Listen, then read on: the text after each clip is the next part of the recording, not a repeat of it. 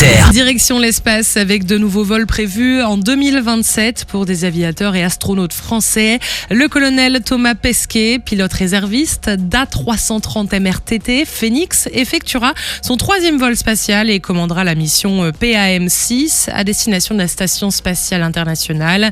De son côté, le commandant Arnaud Prost, pilote d'AVAX et membre de la réserve des astronautes de l'Agence spatiale européenne, participera à sa première mission à bord d'Haven 1, la station spatiale commerciale développée par VAST. Il deviendra ainsi le premier astronaute européen à rejoindre une station spatiale privée.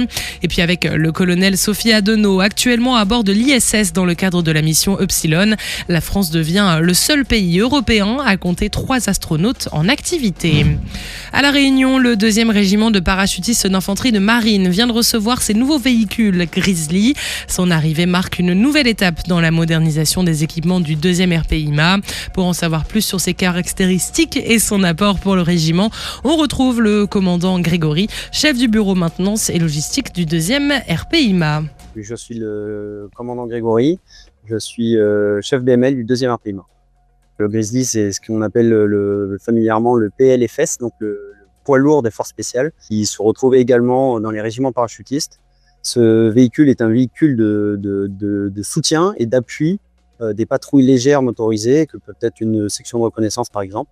Et donc ce véhicule vient en complément des Pégase, des véhicules qui n'ont pas encore été livrés, mais qui arriveront prochainement, qui sont beaucoup plus petits et plus mobiles.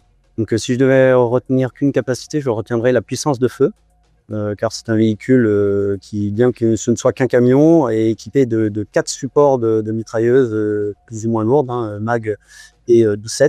Donc ça permet un appui des forces au sol assez conséquent pour ce type de véhicule. L'arrivée des Grizzly au sein du 2e RPIMA, ça représente surtout la modernisation du parc et l'arrivée de nouveaux véhicules qui vont nous permettre de gagner en modularité, en mobilité et en puissance de feu sur les petits détachements. Quand ces véhicules sont arrivés, ils sont pleinement opérationnels, donc dès la semaine prochaine, on est en capacité de les utiliser sur le terrain et de faire des exercices avec ces véhicules. En Corse, le bâtiment base de plongeurs démineurs Pluton et un détachement du groupement de plongeurs démineurs de la Méditerranée sont engagés dans une mission de dépollution sous-marine. Cette opération menée dans le cadre de l'action de l'État en mer vise à rechercher, identifier et traiter des munitions historiques présentes dans les fonds marins. Grâce aux capacités du Pluton, notamment son caisson hyperbar embarqué, les plongeurs démineurs peuvent intervenir au-delà de 40 mètres de profondeur. Après plusieurs jours de recherche au large de la Corse, les équipes ont découvert et traité 16 obus d'artillerie dans les secteurs de Campo Moro et du rocher de la Vaca. Ces opérations contribuent à la sécurisation des approches maritimes françaises et à la protection des usagers de la mer. Et puis on termine à Toulon où se tiendra le 11 juin prochain la 8e édition d'AINaval, l'événement consacré à l'innovation dans le domaine naval de défense. Organisé par le Centre d'expertise et d'essai DGA Technique Navale et l'Université de Toulon en partenariat avec la Marine nationale, ce rendez-vous réunit militaires, industriels et chercheurs autour des innovations susceptibles d'être intégrées aux capacités opérationnelles de demain.